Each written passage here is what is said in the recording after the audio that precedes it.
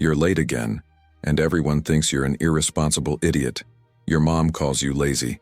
Your boss looks at you with contempt. Your friends stopped inviting you. You never show up on time anyway, and you swallow hard, because there's no way to explain.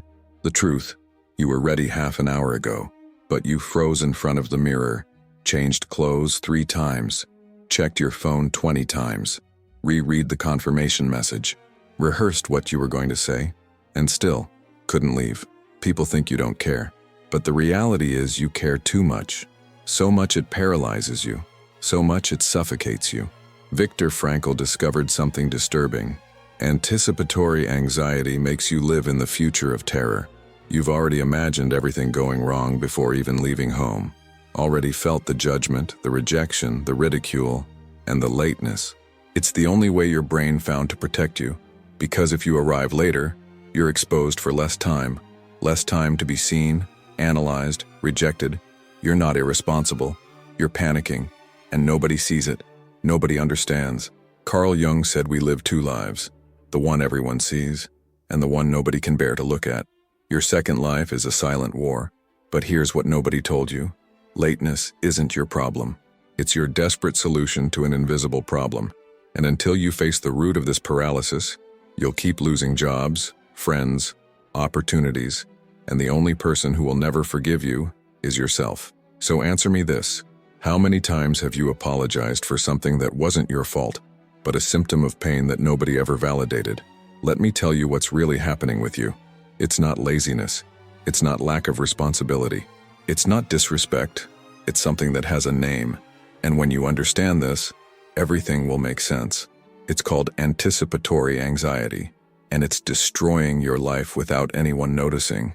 Viktor Frankl, a psychiatrist who survived Nazi concentration camps, studied this deeply. He realized that some people live imprisoned in the future, not in the real future, but in the catastrophic future that only exists in their minds. You're not late because you don't care. You're late because you care so much you collapse.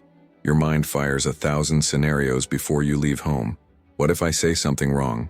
What if they notice I don't belong there? What if they judge me? What if they laugh at me? What if I disappoint again? And while these questions explode inside you, your body freezes. You get stuck. You can't move. Frankl called this hyperintention. When you try to control the outcome so much that you paralyze yourself before you even begin. You want to be perfect. You want everything to go right. You want to avoid any possibility of failure, shame, or rejection. So your brain creates a solution. If you're late, you have less time to mess up. If you arrive later, you're less exposed. If you avoid the commitment until the last second, maybe you can escape judgment. But here's the truth nobody told you. Lateness doesn't protect you. It only confirms the fear. Because when you arrive late, people really do judge you. And then the cycle closes. You feel shame. You promise next time will be different. But when next time comes, you freeze again. You know where this started? Way back. When someone made you feel you were never good enough. When they told you that you were too much or not enough. When you learned that being seen was dangerous. That making mistakes was unacceptable. That disappointing meant being abandoned. And then you started hiding. Not on purpose, but as survival. Lateness became your way of not being completely present. Your way of saying, I'm here, but not entirely. Carl Jung said that neurosis is always a substitute for legitimate suffering. Translation: you created the habit of being late to avoid facing the real pain, the pain of being vulnerable, the pain of being seen. And until you face that pain, you'll keep losing jobs, relationships, respect, opportunities, and worse, you'll keep losing confidence in yourself. Because every time you're late, you confirm to yourself that you're inadequate, that you can't do it, that you'll never be like others. But what if I told you that this paralysis isn't weakness? It's the desperate cry of a part of you that was never heard. You thought you were protecting yourself, but you were sabotaging yourself. You thought lateness was your strategy. It was your prison. You created an illusion of control. If I arrive later, I suffer less. If I avoid until the last moment, I'm safe. Lie. You weren't running from others' judgment. You were running from yourself, from confronting your own vulnerability, from the fear of being who you really are. Carl Jung said, "What you resist persists." You resisted being seen, and the fear of being seen haunted you your whole life. Every delay was an attempt to escape, but escape from what? From the possibility of failing? From the chance of disappointing? No, you were escaping the possibility of being loved, because being loved requires being seen, and being seen requires being present, completely present, and you never were. Always arrived later, always left earlier, always kept distance. You called it anxiety, but it was strategy, an unconscious strategy to never truly surrender, to never risk belonging, because belonging hurts. Belonging requires means that if they reject you, it really hurts, and you've already hurt too much. So you created a pattern. Arriving late gave you the perfect excuse. It didn't work out because I was late. They didn't call me again because I failed. But the truth is different. It didn't work out because you never really tried. They didn't call you again because you never really showed up. You were there physically, but absent emotionally, and now you lost jobs, lost friends, lost chances. Not because you're bad, not because you're worthless, but because you chose the illusion of control instead of the courage of presence. And that illusion cost everything. Jung also said, neurosis is the refusal to suffer legitimately. You refused the suffering of being vulnerable, so you created the suffering of isolation and called it protection. But God never asked you to protect yourself. He asked you to trust, to show up, to be present, even with fear, because what you call weakness, God calls faith. If you made it this far, it's because something inside you recognized this pain. You're not alone in this invisible war you fight every day before leaving home. This channel exists to show you that your anxiety has a name, your paralysis has an origin, and that God sees every second of this battle that nobody else can see. Click the button right now and subscribe, because every video here is a light turned on in the middle of your darkness, and you deserve to understand why you suffer and what God is trying to teach you through it. Now listen to this carefully, because what I'm about to tell you changes everything. God saw every time you froze in front of the door, every time panic paralyzed you. He saw when you apologized without understanding why, when you hated yourself for not being able to be normal, when you begged for the anxiety to stop, and He never abandoned you. The Bible says in Philippians 4:6-7, do not be anxious about anything, but in every situation, by prayer and petition, with thanksgiving, present your requests to God, and the peace of God, which transcends all understanding, will guard your hearts and your minds in Christ Jesus. Read it again. The peace of God that transcends all understanding. You know what that means? That the solution isn't in your head. You tried to control, tried to understand, tried to get more organized, wake up earlier, plan ahead, but nothing worked, because the problem was never logistical. The problem was always spiritual. You were trying to carry alone a weight God never asked you to carry, the weight of being perfect, the weight of never disappointing. Carl Jung, even being a psychologist, said something profound. Neurosis is the suffering of a soul that has not found its meaning. You suffered your whole life because you were seeking approval in the wrong place. You sought it in others, in your boss, in friends, in family, and every time you were late, you felt you failed them all. But God never asked you to be punctual to impress others. He asks you to be present, because He's already present with you. He asks you to trust, not to control. He asks you to rest, not to perform. Psalm 46:10 says, be still and know that I am God. Be still. Stop fighting. Stop trying to prove something. Because here's the truth. You don't need to arrive perfect. You just need to arrive. God isn't measuring your minutes of lateness. He's healing the years of pain that made you believe you're only loved if you're flawless, that you only deserve space if you don't bother anyone, that you can only show up if you're ready. But you're already ready. You always were. Anxiety lied to you, told you that you need more time, more preparation, more control. But God says, you're already enough. Just come. And here's what nobody told you. God didn't allow you to lose that job to punish you. He allowed it to redirect you. He didn't let you be late again to humiliate you. He let it happen to show you that you're fighting a battle He already won. The battle of acceptance. Because you're already accepted, not because of what you do, but because of who He is. And when you understand that, anxiety loses its power. If this message is touching your heart right now, click the subscribe button. And in the comments, Write only, I choose to be present. Leave this declaration here, because when you write it, you make a commitment to your own healing. Now I'm going to give you something practical, something you can do today, right now. And this will start breaking the paralysis. Strategy 01. Expose yourself to fear in small doses, but real ones. Viktor Frankl created a technique called paradoxical intention. The idea is simple, but powerful. Instead of running from fear, you go straight into it, but in a controlled way. Here's what you're going to do. Tomorrow, choose a small commitment. Something without major consequences. Coffee with someone, a trip to the store, a quick phone call, and you're going to do this. You'll leave home without being ready, without redoing your hair for the 4th time, without changing clothes again. You'll leave imperfect, and you'll observe what happens. You'll observe that the world doesn't collapse, that people don't crucify you. Frankl discovered that when you face fear on purpose, it loses strength, because you prove to your brain that the catastrophizing was wrong, that you can show up incomplete and still be accepted, that you can make mistakes and still survive. But attention, this is not about being brave, it's about being honest. Honest with the fact that you'll never feel 100% ready, and waiting to feel ready is waiting forever. God doesn't call you when you're ready. He calls you, and then prepares you along the way. Moses stuttered, and God sent him to speak to Pharaoh. David was a boy, and God sent him against Goliath. Peter denied Jesus 3 times, and was still called to lead the church. You think God is waiting for you to be perfect and to use you?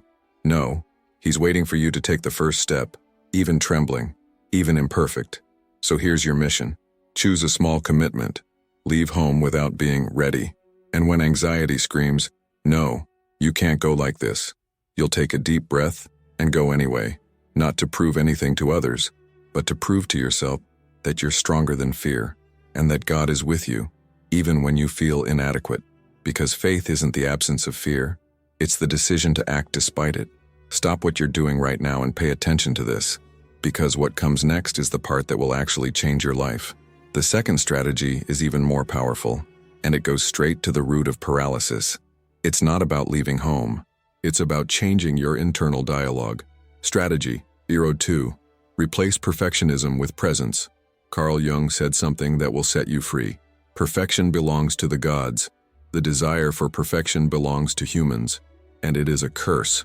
You spent your whole life trying to be flawless, and it paralyzed you, because perfection is an impossible goal, and while you chase the impossible, you lose the possible, you lose real life. So here's what you're going to do. Every time you feel anxiety rising before a commitment, you won't ask anymore, am I ready? You'll ask, am I present? It's not about being right. It's about being there. It's not about impressing. It's about connecting. And here's the spiritual exercise that will help you. Before leaving home, say this prayer. God, I'm not ready, but I'm available. Use me anyway. Simple as that. Because here's the truth. God never asked for perfection. He asked for availability. Abraham left without knowing where he was going. Moses went with fear. Jeremiah said, I'm too young. And God answered, don't say that. I will be with you. Do you understand? God isn't waiting for you to be ready. He's waiting for you to be willing. And when you shift focus from being perfect to being present, the pressure drops. The paralysis dissolves. Jung also said that our shadow, the part of us we reject, only has power while it's hidden. The moment you accept, I'm imperfect, and that's okay, the shadow loses control. So here's what you're going to practice. When the voice in your head says, you're not good enough, you'll respond out loud, I don't need to be, I just need to show up. Repeat this as many times as necessary. On the way to work, before entering the meeting, before meeting someone, I don't need to be perfect, I just need to be present. And you know what will happen? You'll start noticing that people accept you much more imperfect than you imagined, that the world doesn't reject you for not being perfect, that God already loves you exactly as you are, and gradually, lateness will stop being necessary, because you won't need it as a shield anymore. You'll start arriving, simply because you're ready to be present, not perfect, just present, and that's already everything. The second strategy is even more powerful, and it goes straight to the root of paralysis. It's not about leaving home. It's about changing your internal dialogue. Strategy, Hero 2. Replace perfectionism with presence. Place. Carl Jung said something that will set you free. Perfection belongs to the gods. The desire for perfection belongs to humans, and it is a curse. You spent your whole life trying to be flawless, and it paralyzed you, because perfection is an impossible goal. And while you chase the impossible, you lose the possible. You lose real life. So here's what you're going to do. Every time you feel anxiety rising before a commitment, you won't ask anymore, "Am I ready?" You'll ask, "Am I present?" It's not about being right, it's about being there. It's not about impressing, it's about connecting. And here's the spiritual exercise that will help you. Before leaving home, say this prayer. God, I'm not ready, but I'm available. Use me anyway. Simple as that. Because here's the truth. God never asked for perfection. He asked for availability. Abraham left without knowing where he was going. Moses went with fear. Jeremiah said, "I'm too young." And God answered, "Don't say that. I will be with you." Do you understand? God isn't waiting for you to be ready. He's waiting for you to be willing. And when you shift focus from being perfect to being present, the pressure drops. The paralysis dissolves. Jung also said that our shadow, the part of us we reject, only has power while it's hidden. The moment you accept, "I'm imperfect," and that's okay, the shadow loses control. So here's what you're going to practice. When the voice in your head says, "You're not good enough," you'll respond out loud, "I don't need to be, I just need to show up." Repeat this as many times as necessary. On the way to work, before entering the meeting, before meeting someone. I don't need to be perfect, I just need to be present. And you know what will happen. You'll start noticing that people accept you much more imperfect than you imagined, that the world doesn't reject you for not being perfect, that God already loves you exactly as you are, and gradually, lateness will stop being necessary, because you won't need it as a shield anymore. You'll start arriving, simply because you're ready to be present, not perfect, just present, and that's already everything. You remember when it all started, when someone made you feel you were never enough, when you learned that being seen was dangerous, when the fear of disappointing became greater than the desire to live, and since then, you spent your whole life trying to hide, arriving late, leaving early, keeping distance.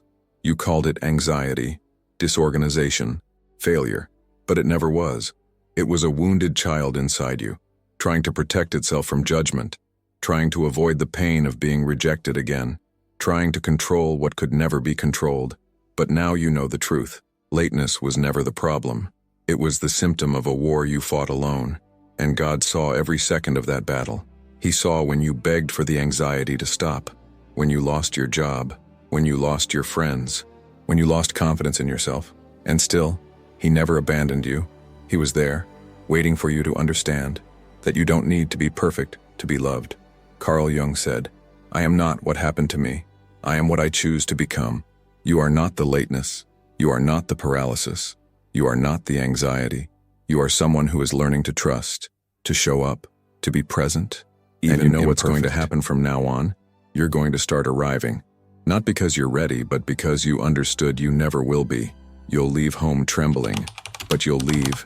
You'll make mistakes, but you'll try. Because faith isn't the absence of fear. It's the courage to act despite it. And God isn't asking for perfection. He's asking for presence. You spent years being late because you were afraid of being seen. But now you understand God always saw you, and He loves you, not for what you do, not for your punctuality, but for who you are. So take a deep breath, look in the mirror, and tell yourself, "I don't need to be ready. I just need to be here." Because you're already enough. You always were. And the world is waiting, not for your perfection, but for your presence. You have permission to arrive, even late, even imperfect. Just arrive. If this message made sense to you, subscribe to our channel. Here, every story reveals why you suffer and what God is teaching you through it. Psychology to understand yourself, spirituality to understand the why behind it. And for you who made it to the end of this video, I want you to do something now. In the comments, write, "I choose to arrive." Declare it, because when you write it, you make a pact with your own healing, and God will honor that decision. He will sustain you in every step, even when you tremble, Even when you doubt, he will be there, waiting for you to arrive.